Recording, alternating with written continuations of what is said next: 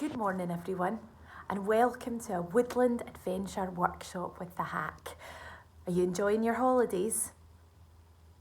Now that it's autumn, it's time to get out and about in woodland and forests, and of course at the moment I'm in my living room, but we can use our imaginations. Now first things first, because it's autumn, it started to get a little bit chilly out there. So what I'd like you to do is to get some hats, scarves, ready to get nice and warmed up.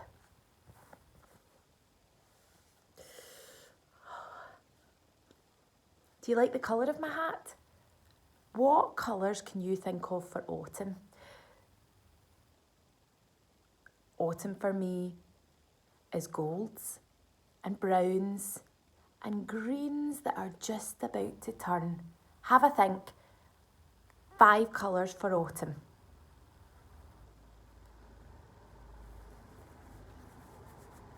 Gloves are a must.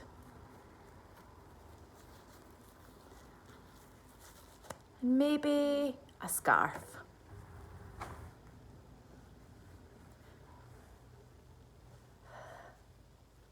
Are you ready to go? Let's get nice and warmed up. I want you to do a little jog on the spot. Ready? 5 seconds. Are you feeling a bit warmer? Excellent. Your first task today is to go outside, maybe into your garden or the nearest park, and collect as many leaves as you can. I want you to get lots of different colours of leaves. So browns and goldens and reds. They might be crunchy leaves, a little bit like this.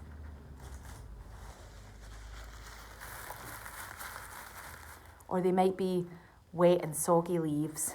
Hopefully not. Okay team, I'm going to give you 5 minutes to collect those leaves. So I want you to pause your videos and collect as many leaves as you can, and I'll see you again very soon. Bye! Oh, and I should have said, it might be a good idea to take your brolly, just in case. Okay, happy leaf collecting! Hi team! How did you get on? Did you collect lots of leaves? Let me see them. Oh, wow! Look at all those colours. I'll show you some of mine. So, quite a lot of leaves in our garden are still quite green, but we then have loads that are all brown that have totally turned, and this one's quite cool because it's brown but it's also got little bits of green. Did anyone get any beautiful red leaves? Oh, there were none of them in my garden today. Now I got some twigs as well. What could we use twigs for? What could we build with twigs? We might find out a little bit later on. So show us all of those glorious leaves, those lovely colours of autumn. Wow, amazing. Now that we've done our leaf collection, I want to talk to you about something that you might do in woodland or in forests. What might you build? If you're feeling really cold, if your hats and your scarves aren't warming you up, you might even cook your dinner on it. That's right, it's a fire. And fires are fantastic for keeping us nice and warm, for cooking our dinners, but we have to be very, very careful with fire. So only ever using a fire or building a fire when we're with an adult. That's very, very important. And we're going to talk about why. So there are 3 elements to make a fire. And you need these elements in order for the fire to start and keep going. Can anyone guess what they are? Now, I've got my little fun triangle here, and this is our fire triangle. So, you're going to stick the cards on with the 3 elements that make a fire, but I want you to shout out, what do you think the first element is? I'm going to give you a clue. Is a fire very, very chilly? Is it? No, it's hot. So what do you think our first element is? It's heat. Now I know as you look at that it might be the wrong way round, but that spells out heat. So we're going to pop that on there, all right? Now, what is our next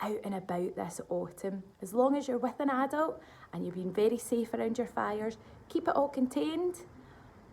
When you put the fire out, you might use water to put it out, or you might just let the fire die down, and you want the embers to be completely out, no fire at all left. And if you can, take those embers away home with you. So we always want to leave woodland and forest exactly as we found them for the next person to enjoy.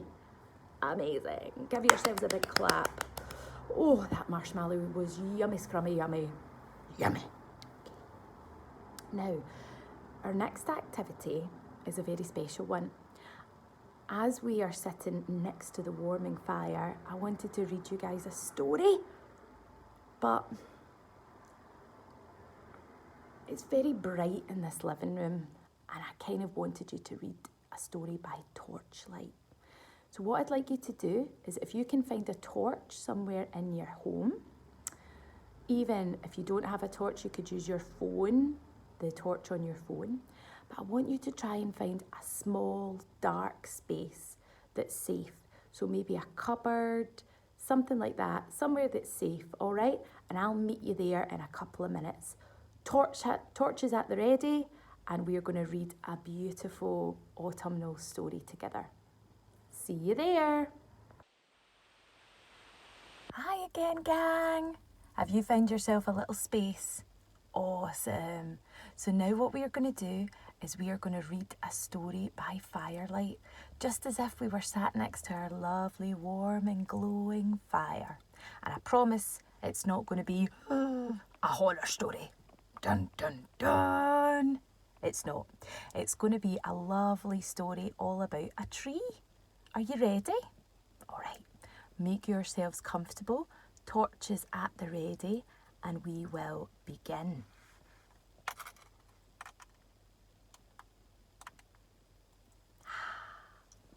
You might want to have a nice hot drink with you. I've got a lovely big cup of hot chocolate. Lovely. So get yourself a nice warming cup of something and your torch, and we'll get started. So, this story is called The Whole Story, and it's all about a tree. Ash the tree had grown in the forest all of his life, but there were lots of younger trees there now. They made Ash feel very old indeed. Nobody cares about me, an old tree, he said. I'm no use to anyone anymore. I've got an old knotty trunk, twisted branches, and I've got an ache in my fork, he sighed. At the fork in the trunk, where two great branches met, rainwater had collected over the years. It soaked through the bark and it made the wood very soft and damp. But some things in the forest liked old damp wood. Fungus did, and it started to grow in Ash's old aching fork. Has anyone ever seen fungus before, boys and girls? What does it look like? That's right. It's, you know, those little tiny mushrooms that you might find growing on the side of trees. That's right. So those little tiny mushrooms had started to grow in Ash's fork. It sent little threads like roots down into the damp wood. That tickles, said Ash. But the fungus got bigger, the wood began to get softer and weaker. Oh, said Ash, I'm not sure that I like this. It was hard to hold up his heavy branch. Then one windy, rainy night, there was a loud crack, and the branch snapped right off. Oh dear, said Ash. But at least the pain of holding up that heavy branch with soft old wood was gone. Now there was a great scar of bare wood and the beginnings of a hole. The fungus kept growing, and as it grew, the wood became softer and started to rot. No one's going to want a rotten old tree like me, sighed Ash. Oh, poor Ash. But the beetles did. Beetles like nice soft wood. Over here, cried a beetle. Is it soft? Is it damp? Asked another. It was. The crumbling damp wood was the perfect place to lay their eggs. When the young beetle grubs hatched, they ate the dead damp wood and made little tunnels as they burrowed through it. Some birds saw the damp wood too. They knew that meant yum, yum, yum, yum, yum. Beetles. Lovely juicy beetles. Oi, said Ash. Stop it. But as the beetle grubs tunnelled and the birds pecked, the hole got bigger and bigger. Now, boys and girls, are you quite into juicy beetle grubs too, just like the birds? Yeah, yum, yum, yum, yum, yum. Do you have them on your toast for breakfast? All right, so let's find out what happens next. The beetle grubs turned into adults and flew away, and Ash was all alone once again. Over the years, the rain fell, the beetles grew, and Ash was all alone still with that hole. One year, a female great tit spied the hollow. That's almost right for a nest, she said. She chipped out a few more bits of wood to make it a little bit bigger. There, perfect. She lined it with grass and moss and sheep's wool and animal hair. And then she laid her 7 eggs. 7 baby birds about to come. Ash was as excited as a tree could be, waiting for the eggs to hatch. When they did, there were 7 cheeping chicks snuggled into his hole. Can you all make a cheep sound? Cheep, cheep, cheep, cheep, cheep, cheep, cheep. But by the end of the summer, the chicks had grown up and were gone. The hole was empty again, and Ash was all alone once more. Summer turned to autumn, just like just now, and the nights got colder. Ash felt a little fluttering deep inside. It was a little wren who had found the same place. Oh, said the wren, I must tell the others. So it did. That night, 5 or 6 wrens all huddled together inside the hole in Ash's tree.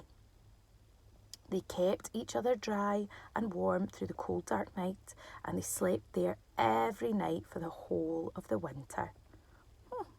Perhaps I'm not so old and useless after all, said Ash happily. It was true. An old tree with a hole was very important in the forest. Think of all the creatures that needed it. Oh, so Ash was needed. So boys and girls, who did we meet in that story? We met Ash, the great big old tree. And who else did we meet? The fungus, that's right. And the beetles and the birds, that's right. So all of these animals in the forest needed Ash, needed that one tree to survive. So that's why it's so important, Climate Kindness Week, that we respect the woodlands and the forests when we visit them, because that's somebody's home, just like we all have homes, and it's important that we feel nice and safe and warm and well fed in our homes. All right? I hope you've enjoyed our little woodland adventure today. Give yourselves a great big clap and a wee pat on the back. Awesome. All right. So I'm going to leave you guys to your own little adventures. I hope you've had a lot of fun. I hope you enjoy the rest of your holiday, and I'll see you all again soon.